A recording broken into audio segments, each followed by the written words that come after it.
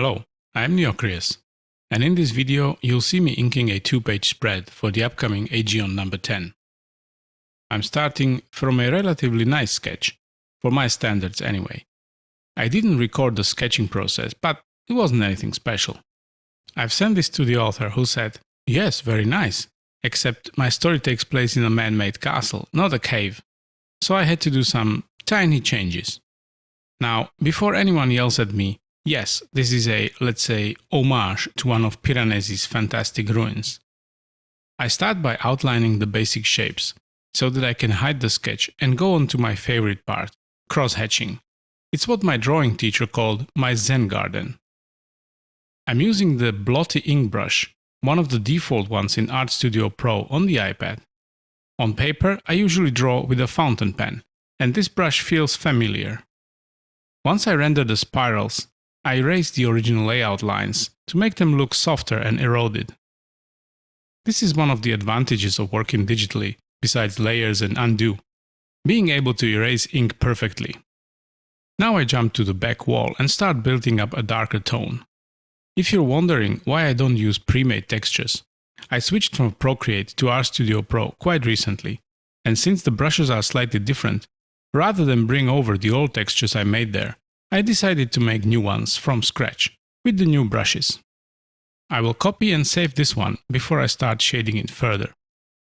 The total time for this illustration was just over 16 hours, by the way, which is about my average for a detailed 2-page spread like this one. Now I'm adding further layers of hatching to create a soft shadow under the broken arch. Notice that as I'm drawing over previously hatched areas, my new strokes are much less prominent. This means I can be very loose and quick. Now I go to the arch in the top right corner and fill in the bush and hanging plants there. I'm still trying to develop the ideal foliage texture. These sort of random squiggly lines seem to work fine for now, but I feel there's room for improvement. When I'm drawing something made up without reference, I always try to establish 3 major planes. One that's almost white, facing the main light source. A second one kind of medium gray, where I can do various textures. And a third one completely in shadow, lit by reflected light. With pen and ink you get only about 6 or 7 usable tones, including white and black, which is both a blessing and a curse. It's good because you can do a sort of paint by numbers in your head, where you say this will be a 2, this a 4, and so on. On the other hand, it's very hard to do high-key brightly lit images, or large smooth gradients. Now I do the other megalith, and you'd think I do one after the other, but no, I like to jump around randomly. Thing is, this image was drawn over several sessions, and each time I come back I start wherever I feel like. Now I do some more shading under the big arch, and I'm using longer hatching as I've decided this will be a fairly smooth surface. The stone in the middle I want to look bumpy, so I shade small isolated areas while leaving the rest white. After I render the stairs, I once again erase some of the initial lines to make them look slightly rounded and weathered. Here I start rendering the stonework under the big slab, then randomly stop, do the shadow under the slab, then continue. No reason why, I just felt like it, I guess. Here I work on the stone slab some more, using groups of short strokes going in random directions, which produce a semi-rough looking texture. The entire left wall I've decided to put in shadow, so I have to build up quite a dark overall tone on all surfaces.